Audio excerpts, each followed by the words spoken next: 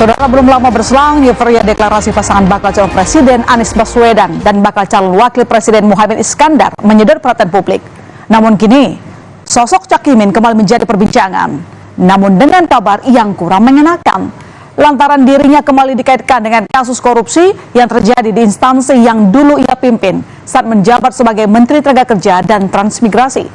11 tahun mandek, kasus korupsi sistem proteksi tenaga kerja Indonesia menyeruak dan menyeret nama Ketua Umum Partai Kebangkitan Bangsa itu.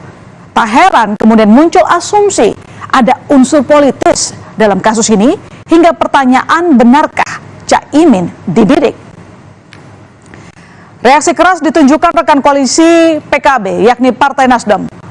Ketua DPP Partai Nasdem Effendi Khoiri menyoroti waktu pemanggilan Cak Imin oleh KPK yang berdekatan dengan waktu deklarasi Muhaimin Iskandar sebagai bakal calon wakil presiden dari Koalisi Perubahan untuk Persatuan.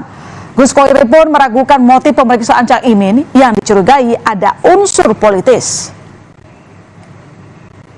Dideklarasikan menjadi calon wakil presiden, tiba-tiba muncul dari KPK. Terus kita yang waras, yang sehat walafiat, masa mengikuti begitu saja pikiran dari KPK?